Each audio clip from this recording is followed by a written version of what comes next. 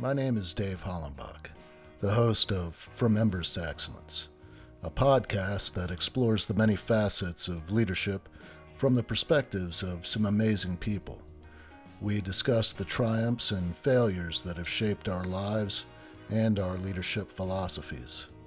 I've found that it isn't whether we fail that defines us, but when we do fail, how we respond. Leaders dust off the ashes and use their failures as fuel to work harder and as lessons to come back wiser and stronger, more resilient, more determined, and more committed to excellence. Today, I'm speaking with Michael T. Brown. He is a licensed professional counselor and serves as the principal of Brown's Leadership Consulting. Brown's Leadership Consulting provides counseling support to individuals and families, consulting services to organizations and businesses. Michael also served as a national trainer for the Why Try LLC, one of the nation's leading resilience education programs that specializes in student achievement. Michael also partnered with the DC office of the Attorney General to serve as a trainer for their Violence Interrupter program in 2020. He also authored Born to Achieve in 2012 and A Beautiful Challenge in 2017.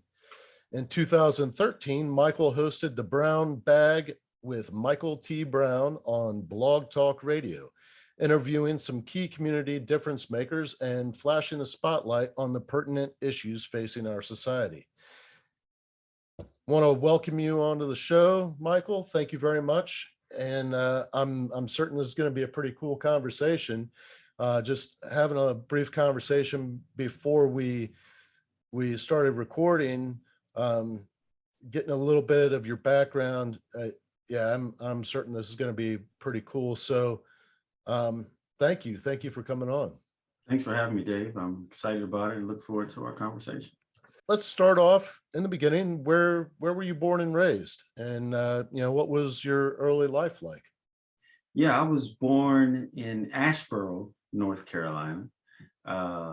Lived there to like one and a half, and then moved to Newburgh, New York, where I spent some of my formative years with my family there. My father was a pastor and a minister, and he launched his ministry up in New York, and we stayed there until I was in about the fifth grade, and then decided to move back home to North Carolina, where he ministered in Sanford, North Carolina, where I finished middle school, junior high at the time, and high school there, and so lived there with my family in North Carolina. And then after high school, what'd you do after that? Yeah, after high school, went off to college. I spent 1 year at Elizabeth City State University. That's on the eastern shore of North Carolina. Then I transferred to college in Greensboro, North Carolina A&T State, where I graduated in '98. And then from there, went directly into graduate school in Maryland, University of Maryland, Eastern Shore. And finished there in 2000, and started my career pretty much right after that. Let's rewind a little bit. Yeah. As a toddler, your family moved to, you said Northburg? Newburgh, New York. Okay, Newburgh, New York. Yeah. Where is that at? That's probably about 60 miles north of Manhattan. Oh, okay. Yeah. So kind of heading up towards that Poughkeepsie area. All right. Yeah. But you mostly call North Carolina home. Yeah, I would say I spent the largest part of my upbringing in North Carolina, but certainly had some good memories there in New York. So I have to claim both, to be honest with you. All right. Yeah. And do you have any siblings? I do. I have 6 siblings. No kidding. Awesome. Yeah. Kind of a blended situation. Both my parents had some children before they got married. And then there's three of us with both my parents combined. But yeah, all love, all family, and yeah, still close to all of them. So are you kind of like in the middle range age wise? Second youngest. Okay, cool. Yeah. And who would you say had the biggest influence on your trajectory in life, like where you went to school, as far as like higher education and what you studied, that kind of thing. Yeah, I'd say definitely my parents had a major impact on my trajectory. You know, being raised in a pastor's home, I had the opportunity, obviously, learn and glean from my parents who served in ministry, but their connection to others. I remember um, sitting, Dave, in what I would call preacher conversations, where, and I look back at it, my dad who passed away in 2013. Uh, you know, he would allow me to sit in these conversations with men and would just allow me to, and I gained so much from these conversations of men, his contemporary, his colleagues, and they would just talk about life and ministry and their experiences.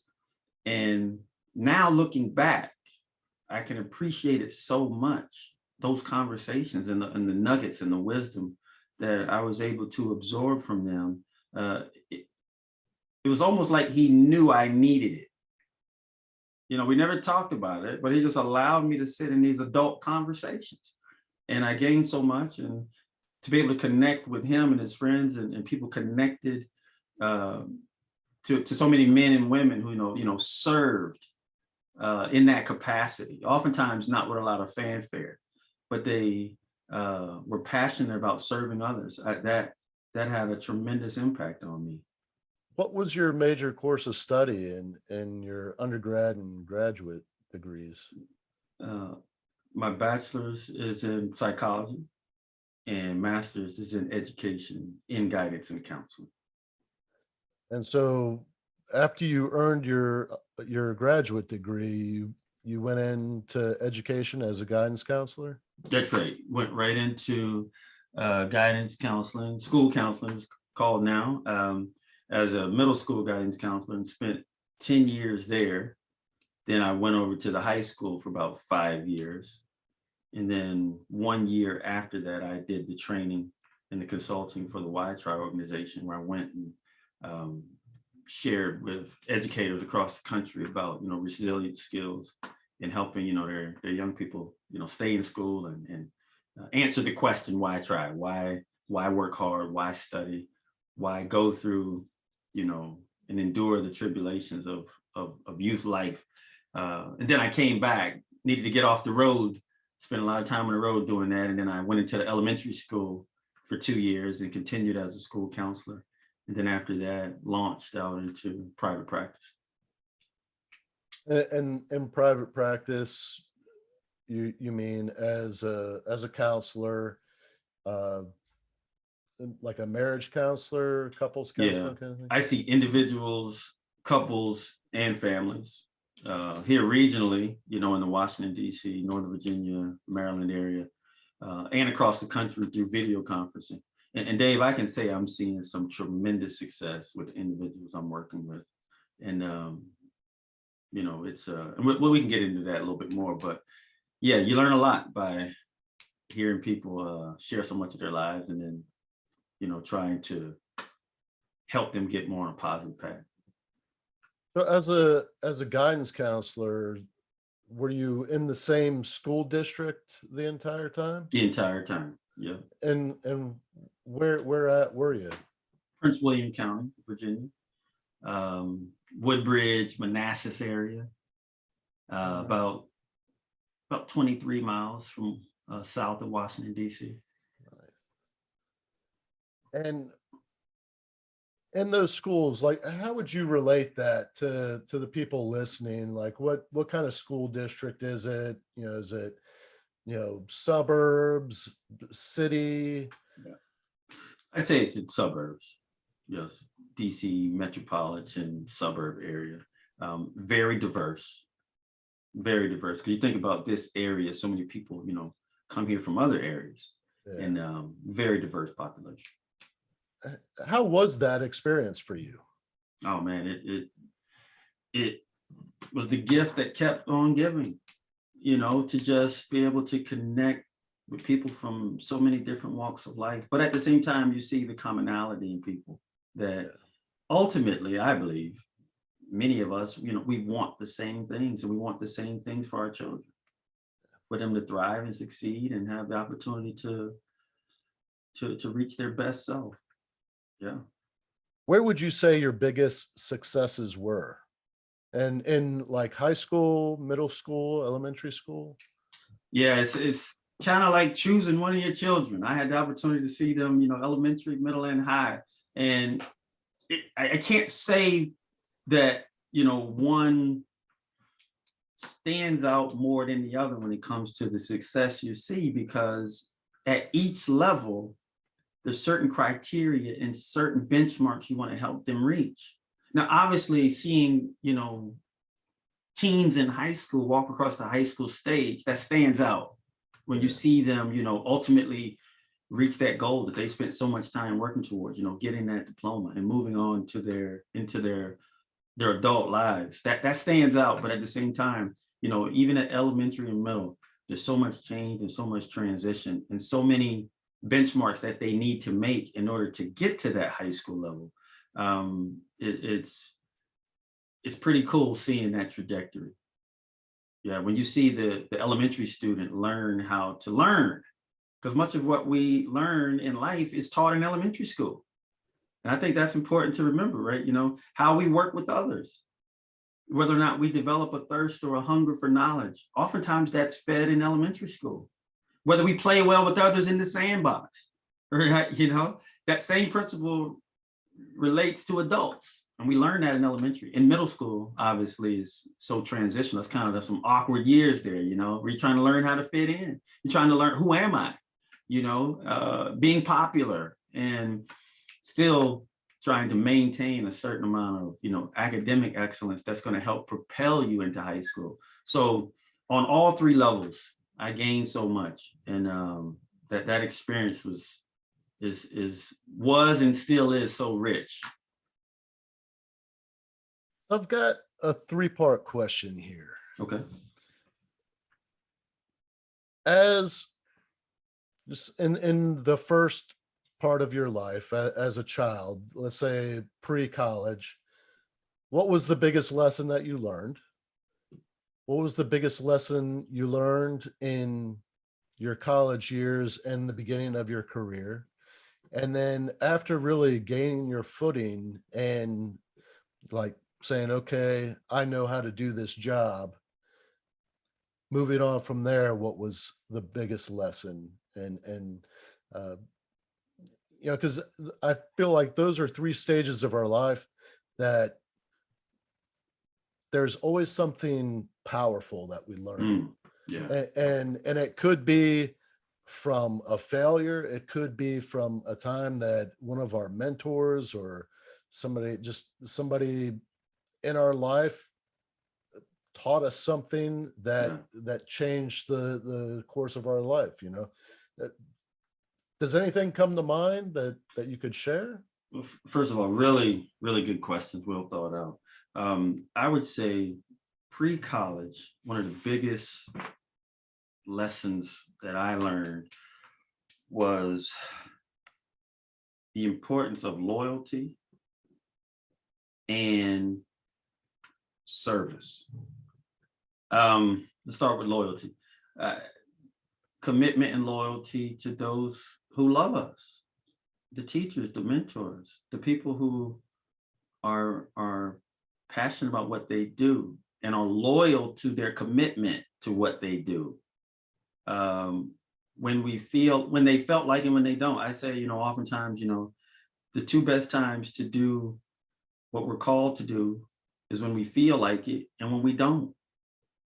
That's that commitment. And a teacher comes to mind, Miss Green, 8th grade science. Just thinking about her and her passion for her subject, man, I mean, you came into that class, Dave, and you were just expected to be on because she was on in her passion. I still try to connect with old friends, see if I can find her. I still hadn't tracked her down. So if anybody's out there knows Miss Green in Sanford, North Carolina, get me her information. But so seeing her, seeing leaders, uh, ministers who are passionate about what they do, servants, because ministry is about meeting the needs of people. And that's what I learned early on. My dad said this, and it still resonates to this day. He said, son, keep it simple. Love God and love people. That gift keeps giving. And when you find you're something that you're willing to be loyal to, family, friends, those around us. I think about your experience, right? In the fire department, your experience in the military, right? There's a certain loyalty, a commitment to the brotherhood that you still find ways to serve, just like you're doing now, still finding ways to serve. So that's I say one of the biggest lessons to me, pre-college. And in the college years is to continue, in early careers, to continue to feed that, to continue to build the expertise. I love this acronym, KSD. It's knowledge, skills, and desire. Knowledge is the what to do, right? What to learn. Skills is how to do it, and the desire is the want to do it. And I would say my college years and my early career, that was being fed to want to become, great at something, to want to become an area expert, to be the best that I could be.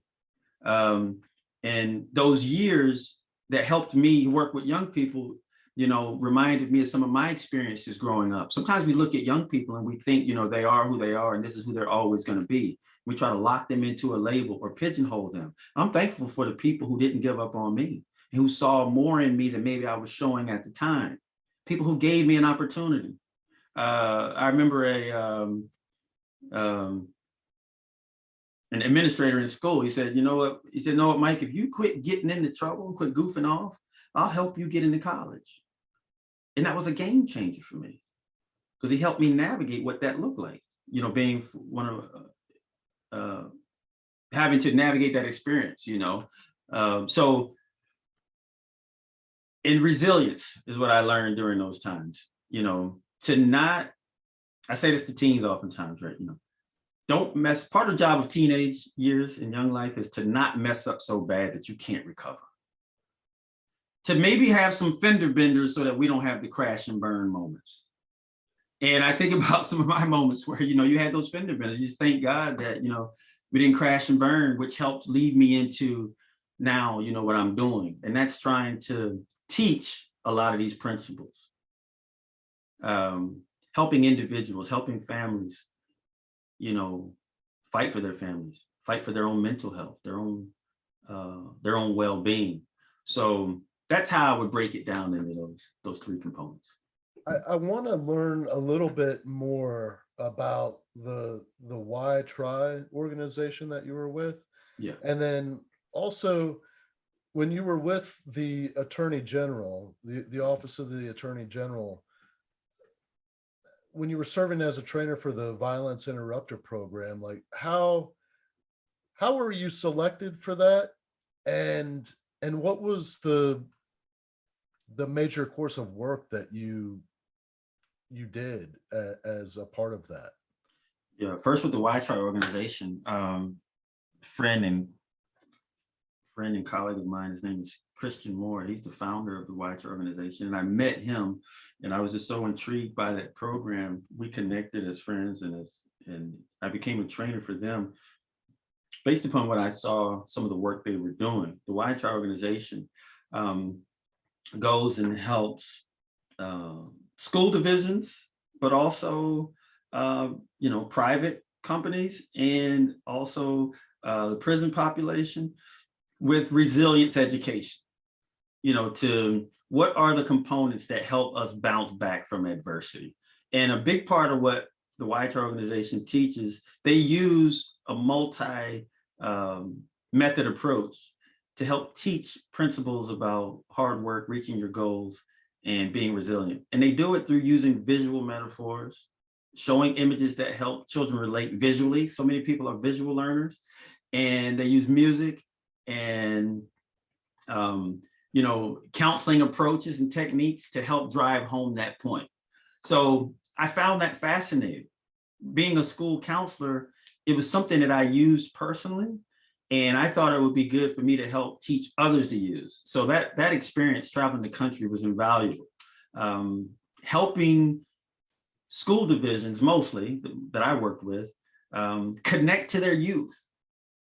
Let's face it, not everybody is not all students are we just sit and lecture. You got to get them up, get them moving, the kinesthetic learner. What about the visual learner? And to teach those truths, those principles from a multi-method approach I found intriguing, and I wanted to be a part of. And you're still connected with the folks over there, and anybody who's interested, certainly look them up online. It's a wonderful organization. So that was that experience. As far as with the Office of the Attorney General and the Violence Interrupters, how I came on with that, my brother is also a consultant. His name is Dr. Andre Brown, and he was hired. His group was hired, and I came along and assisted with him in helping formerly incarcerated adults get matriculated back into society. Because oftentimes, the incarcerated population, if they don't have the supports, they'll go right back to the life or the lifestyle they were in. So what the violence interrupters do is those who return from incarceration, we help train them for them to take the lead in their community, right? Some guys with some suits and ties might not be able to come in and connect with,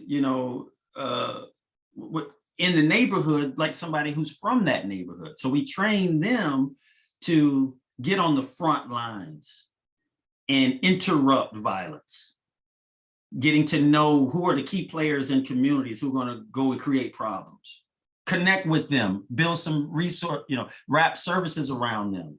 So there's obviously an employment capacity to that, because oftentimes, people in communities that are violent, a lot of times it's connected to poverty.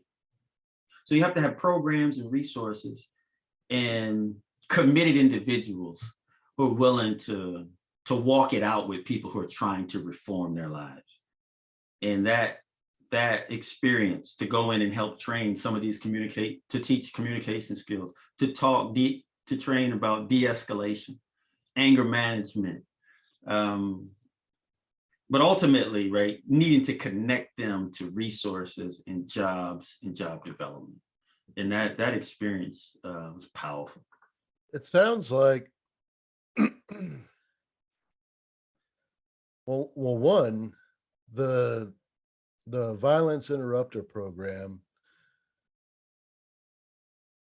would be, it seems like there would be a huge benefit to utilizing that Why Try organization to teach those same people resilience. Yeah.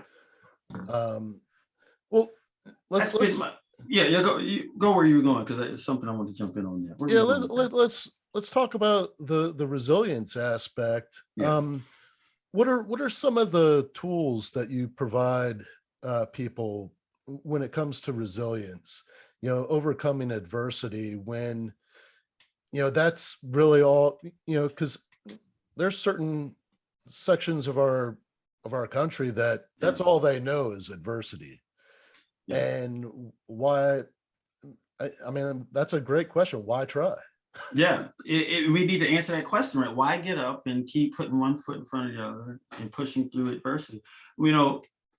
Dealing with adversity obviously is something we all need, right? We're going to experience challenges and some tribulations and some trials in life.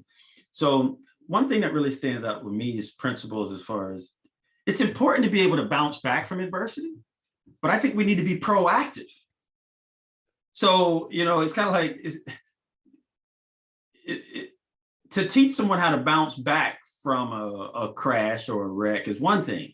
To help them prevent getting into one is another. So I say we need to do both. We need to talk about being proactive, taking care of our mental health, our physical health, our spiritual health, to have career goals and work towards them, right? And then when we do run into adversity or challenges, the ability to bounce back and get back on track. So some key principles when it comes to resilience is, for me, it's to teach success principles, have principles and values and foundational truths that you can come back to, right? So you think of someone who's been in, let's say, for example, a war theater, right? And is dealing with how to assimilate back into society, maybe once you hang the boots up. Well, oftentimes it's those tried and true principles, right? You find a new brotherhood.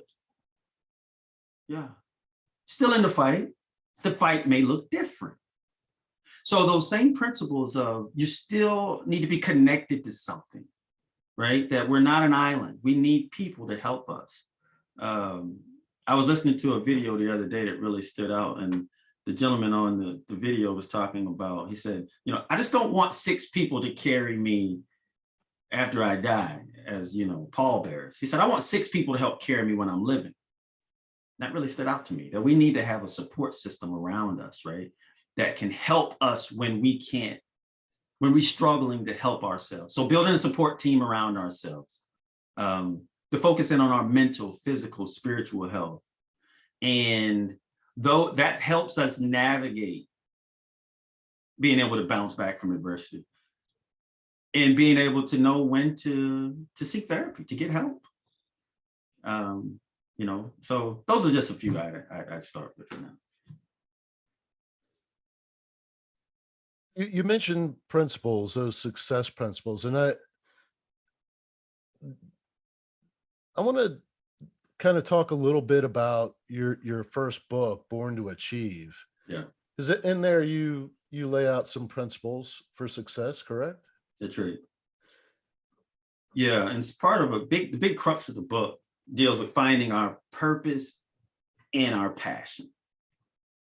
I remember asking young people as a school counselor, what would you do for a career if money were not an issue?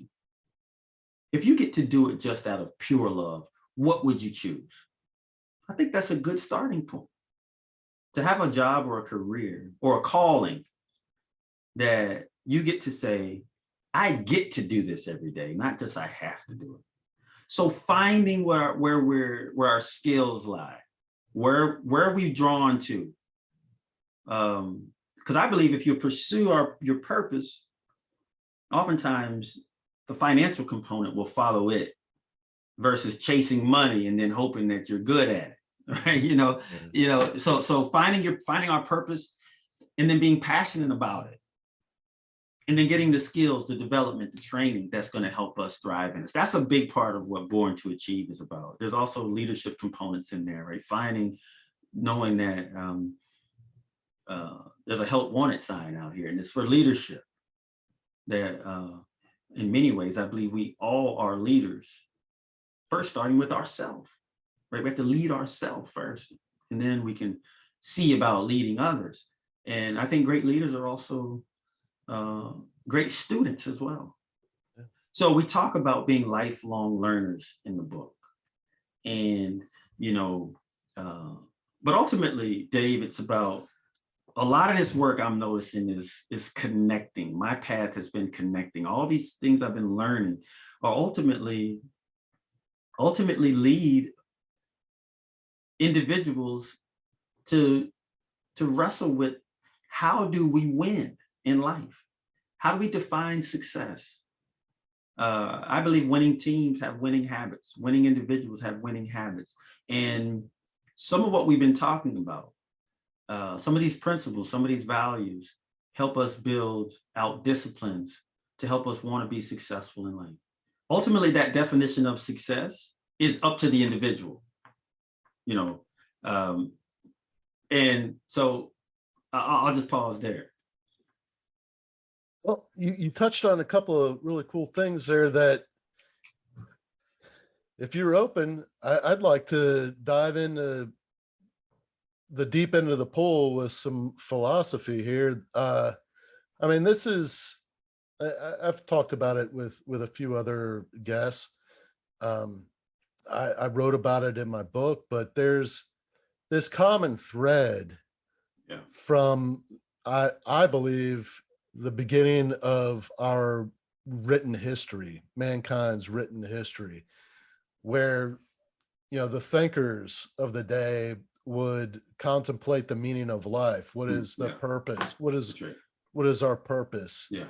Why are Um, we here? right. Yeah. Yeah. Yeah. Yeah. And I feel like the common thread and what we could actually say is our true purpose in the meaning of life is to add value to those people that are around us. And Hmm. the That's only way good. we can do that is to first add value to ourselves, That's right. be an effective self-leader, add as much value to ourselves so that, Yeah.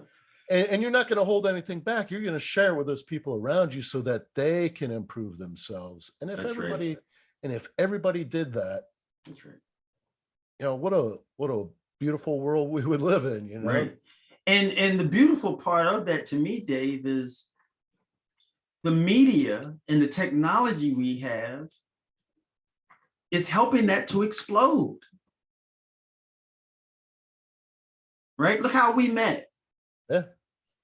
Right? You said at some phase, and you can share your story, but you said, what can I contribute? Well, I can do a podcast. And here we are. And hopefully we're adding value. Right? And I think you touched on something very key.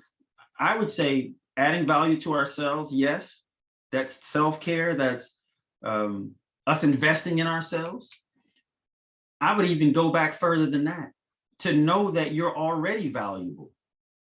We were created with purpose, on purpose. I believe by a creator, right? I call it that, that's God, to know that we're already valuable. Now we have to invest in that, and we have to invest in others. But so many people, right, are walking around not feeling valuable. And I want to say that to somebody who's listening today. You are valuable. You were born valuable. And no matter what choices you've made that maybe have devalued yourself or others, get back to the center of knowing that you're here for a purpose. Now let's get about the business of pursuing it. And in our pursuit of doing that, we're going to make ourselves better and make those around us better. Yeah. But we have to have the confidence to know that there's value in us. And there's something that I believe God wants to get out of us. And we got to, pursue it with passion. And be intentional about that investment and investing in others. I think that brings us right back to that violence interrupter program where you would connect with individuals that had been incarcerated, that had roots in a certain neighborhood, that could then lead people that went down that are on the same path that they had already been down. That's right. Those experiences where, when people make mistakes, when they do things that they believe they can't come back from, well, right there, they're not the only ones doing that crap. That's right. They're not. And they get to make a decision. Right. Hopefully they have to continue to make a decision. Am I going to contribute to my community or terrorize my community? And if that individual says, you know what, I've stopped. I'm not doing that anymore. I don't want to wreak havoc on my community. Now let me go out and help some mothers to do the same. And oftentimes they'll listen because they have the credibility of it. They're like, I know you sold drugs. I know you gangbanged. I know you used to, stick people up or terrorize others. And when you meet with individuals who say, I want to be a contributor to my community, and it's going to need to be an inside job, who does it? Nobody's going to come and save us. We can blame folks, and we know there's historical things. We know there's societal impacts. There's no erasing it, right? We know, our history. right, in this country. There's a lot of history we can talk about. But at the end of the day, that's not a strategy to improve. Right? Going down the history lesson is great. We need to talk about it and its impact. But ultimately, what changes communities? Healthy individuals change communities. And when you get enough of them fired up about wanting to make an impact, I say this oftentimes, people look at certain neighborhoods and talk about certain parts of the country and, as if they live there and they know about everything that's in there. And isn't it so, living out here in the suburbs, Dave, I used to get that a lot. Yeah.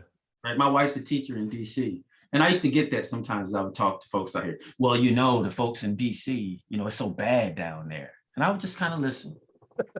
And don't get me wrong, obviously there's challenges there, but there's challenges here in the suburbs too. Yeah. But there's some nuggets in there. There's lots of good things going on in our neighborhoods that we need to talk about. Now the news is going to talk about just what's bad, right? If it bleeds, it leads. Yeah. On the news, we're going to talk about who got shot down, who got gunned down. Let's talk about who's getting scholarships. Let's talk about who's making an impact in the community. And if we'll highlight more of what's going on good, I think it's going to motivate and inspire more people. Yeah. So as you can see, I get pretty fired up about it. Yeah, no. That's what's great about these conversations. I just want to go back to the part where these individuals that, we've all done stupid crap, and some of us more than others, but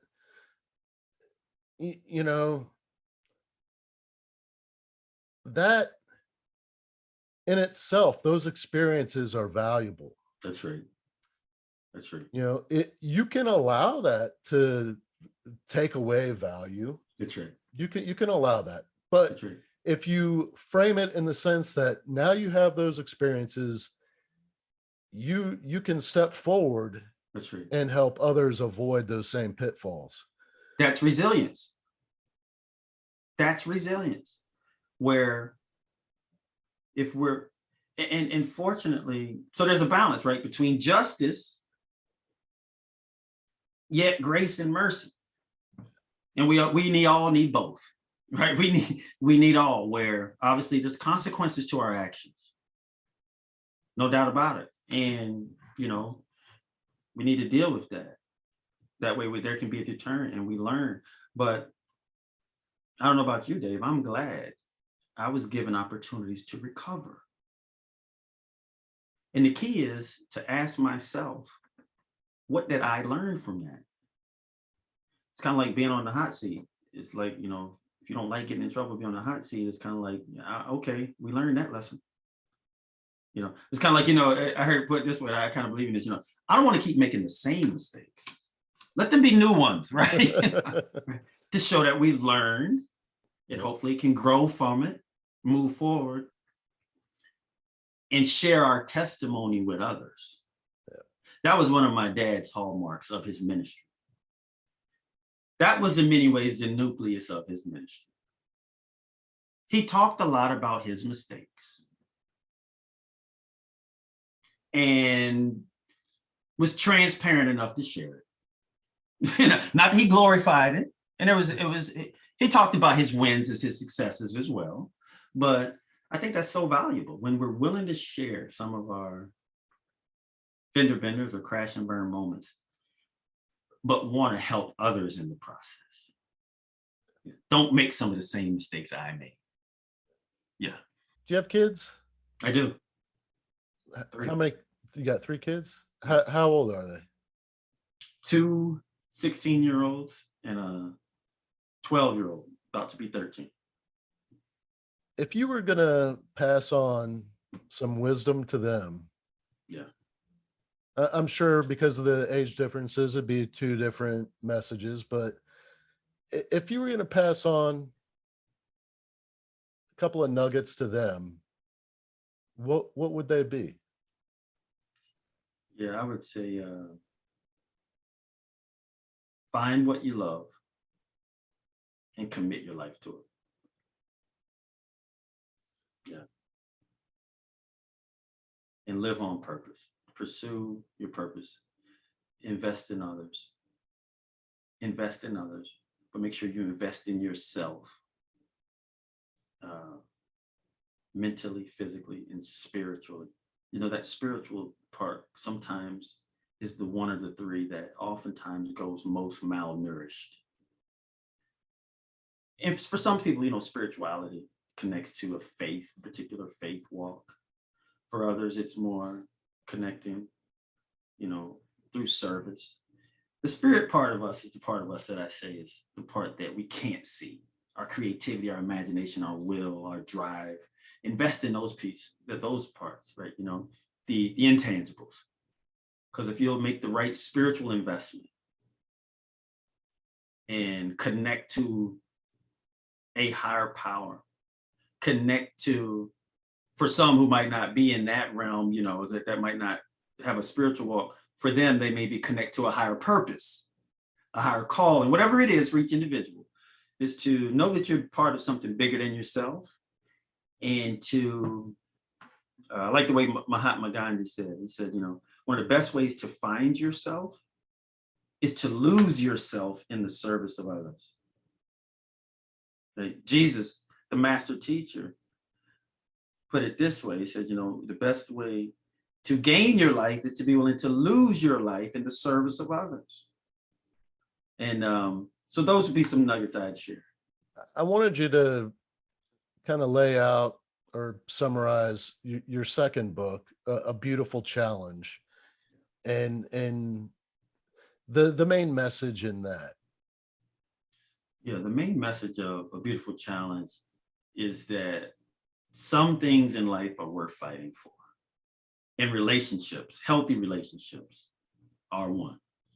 That anything worth having is worth fighting for. And whether it's a romantic relationship, a work relationship, a family relationship, any relationship, right? We need to be able to communicate effectively. We need to be able to ask for what we need, be willing to give and serve others, particularly in a romantic situation, right? With love languages, meeting people in the language that they can understand. And there's also a component of the book, Dave, that talks about forgiveness, that in many ways, forgiveness is the key that unlocks the door to our healing. Because if I think about it, a married couple, if you're going to be in a relationship that's going to be healthy long term, I think there needs to be a healthy dose of forgiveness. I say in many ways, that's what marriage is, from my perspective. Can you keep forgiving and coming back to the table?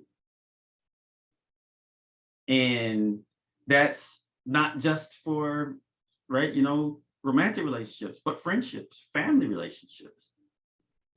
And so the book talks about that, you know, the need to communicate effectively, to realize that we can't. I got one chapter in the book called, you know, You Can't Change Me. And that deals with, you know, the fact that oftentimes we want to change people, or we take on relationships wanting to be the project manager. Good luck with that, right? You know, it's like people oftentimes resist change, particularly at the hands of someone else. So we have to be selective in who we're going to be with. Yeah. So, you know, the selection process matters. You know, I talk a little bit about that in the book as well. There's an old school term that we don't hear as much anymore called courting, right? Where you actually had to get to know someone. Or more when I was in high school, we used to call it, you know, you were talking to somebody. You might not, you know, be with them. It's like, no, or do you go with her? Like, no, we're talking, right? And what that was, right, is a period of time where you were non-committal. Yeah. Where you learning the person's character, how they act in public, right? You know, where you learn maybe their parents. You had to get to know their parents, you know. And I know some of that may be considered old-fashioned, but I think there's a value in getting to learn people and you know, kicking the tires a little bit. Yeah. You mentioned forgiveness. Yeah. Can you define forgiveness? Because I think, well, I can speak from personal experience. I've struggled with forgiveness, and it was framed in such a way for me where I was finally able to forgive. And the way it was framed for me was, it's not for them, it's for you. Mm, You're not saying that what they did was okay. You're just saying, I'm no longer going to allow that to negatively impact me. that's good. That's good. I I see the value in that, and I think that's a big part of forgiveness. Forgiveness, first of all, I would say it's not always easy, particularly if it's deep seated, and if we may still have to be dealing with the consequences of the action of the other person. But I say forgiveness is a choice to let go of the negativity, the animosity, the bitterness that comes from unforgiveness. Unforgiveness just may be too heavy a lift to keep holding. So it is a choice to say, you know what? To your point, it's not that what you did was right. What you did might not ever be right. But so it's not condoning bad behavior or injustice. It's saying, you know what? I choose to release this person. And I oftentimes say that with my clients. We'll go through that mantra, Dave, where here's the mantra, I choose to forgive anyone who's ever hurt me, including myself. The choice to let go of it. Now, forgiveness does not always mean reconciliation. My dad used to say, sometimes you have to love people with a long handled spoon. Right? I love you, but there needs to be some distance so that you might not hurt me again. It can mean reconciliation, but it doesn't always mean that. So forgiveness is a choice. It's an act of releasing the offense, releasing the emotion that may come with the offense. And one of the greatest ways, I think, to help us forgive, as the Gospels teach, is to realize that we too will need forgiveness. To know that the knife cuts both ways. And if anybody who may be listening can deal with this thought, have you ever made a mistake that you wish you could change? Maybe it hurt someone. And perhaps you give your left arm to change it, but you can't change it. So the same forgiveness I'm going to need, I need to give to others. And when that unforgiveness comes up, and let's face it, we may think we've forgiven, and then you may see that person like, oh man, I'm still holding on to this, or they haven't even necessarily apologized. Sometimes we have to forgive when there's not even an apology. To be able to say, you know what? I'm going to let go of that negativity. I want to be free. Forgiveness in many ways equals freedom. I'm free from the negativity of unforgiveness. And when that unforgiveness comes up, we can choose to forgive again. You know what? And say, you know what? I need to forgive again. It's still hurtful. It's still painful. I'm choosing to forgive. So if I'll make the choice to forgive, then hopefully my actions will line up with that forgiveness. What does a person who has forgiven act like? Well, they hopefully can move forward into their destiny. Yeah. What's the difference between grace and forgiveness, or is there a difference? I think there is a difference. Forgiveness is the act of saying, I want to release you from what you did. Grace, I'd say, is a gift that many would say, is giving space now for you to move on. Imagine a judge saying, right, I forgive you. But no. Imagine an offender, someone who's offended someone, saying, I choose to forgive you. Grace may say, you know what? You could even come over to the house and hang out some. Forgiveness can be, I forgive you. I may never talk to you again. Forgiveness could be forgiving that parent who didn't show up for you, or who was not a part of your life, and maybe they are deceased. It'd be important to forgive that person, but we might not be able to extend any grace to them because they moved on, they've transitioned. Grace, to me, I've heard the definition that is, it's unmerited favor. It's giving you something that you didn't necessarily deserve. I'm going beyond forgiveness now. I want to extend grace to you, right? I may open the doors up for you. I may invite you over. We may be able to reconnect or reconcile. Yeah. I like that. Because that's my perspective on it. Yeah, no, that sounds. I mean, it really is semantics. It's what we want it to mean, right? Yeah. And grace creates space. Yeah. Grace creates space. So if I extend you grace to say, you know what, not only do I forgive you, it's saying I want to make room for you. There's a seat at the table. Now I may need to put boundaries in place, right? Just because I forgive you for not paying me back doesn't mean I'm going to keep loaning you money, right? The grace may be, you may still owe me money, but I know you need it, so I want to extend you some grace. Extend you some grace with not being overly concerned about you paying me back. I brought that up because, you know, I've had some family members in my life that, struggled with addiction, and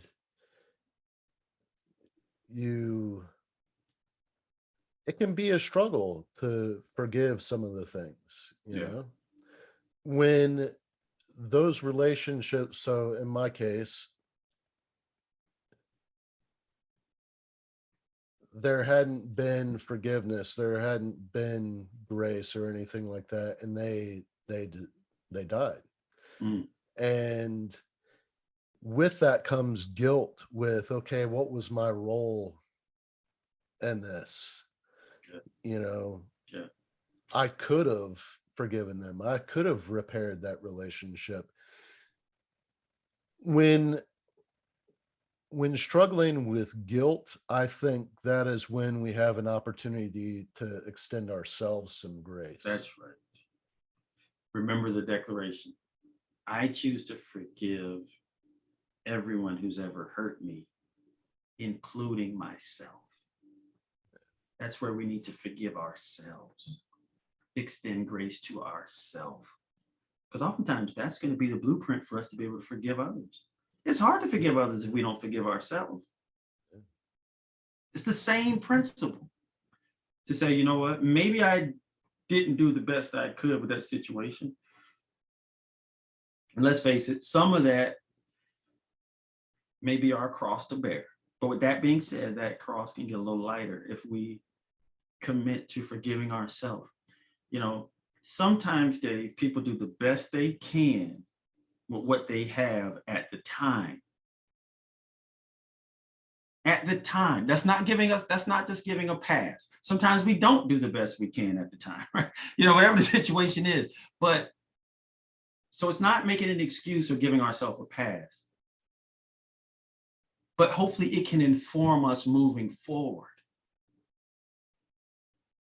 To say, you know what? I can't go back to those family members and change what happened while they were here. Sometimes we might need to go to that gravesite and have a conversation.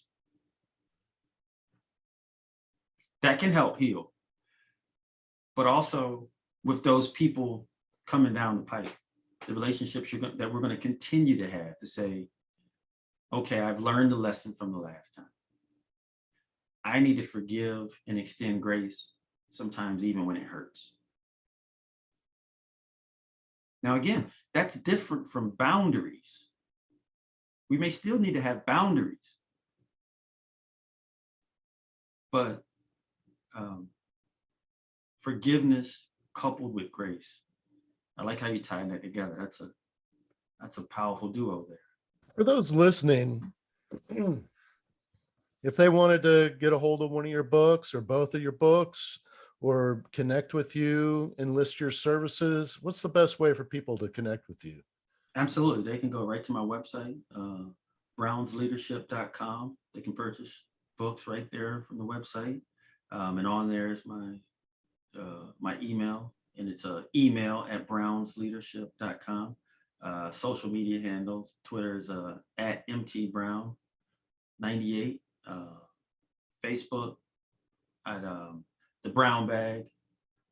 You can search my name there, and yeah, I look So forward to hearing from folks, and they can reach me from there. are those social media links on your website as well? I believe they are. Yeah. So what I'll do is I'll have a link to your website in the show notes so Awesome. people listening can just go right there and find you. Um, Before we go, I know we've covered a lot of ground. Is there anything that we didn't touch on that you feel is important and you'd like to share with the audience? No, I would just leave this with you. Well, first of all, Dave, thanks for the invite. I've enjoyed this. I found this helpful for me as well, and I just commend you for what you're doing. And I encourage you, as I encourage the audience, to find your passion and commit to it. Get excited about it, because it's a not only is it going to impact our lives positively when we serve others, but it's going to leave an imprint on lives to come. And we'll be able to continue to make our world better when we roll up our sleeves and do the work of investing in ourselves and investing in others. So again, thanks for the invite, and God bless you and your audience. Amen. Thank you. Thank you so much for coming on, taking the time. Appreciate it. Absolutely. Appreciate it. Thank you for listening to this episode of From Embers to Excellence. Please like and subscribe to my YouTube channel. Follow me on your favorite podcast platform and visit hollenbachleadership.com for additional content. My goal is and always will be to add value to as many people as possible. So if I can be of any assistance to you or someone you know, please connect with me via email or on one of my social media accounts, linked on the homepage of my website. Remember, our failures don't define us unless we let them, and the only true measure of a leader is the success of their team.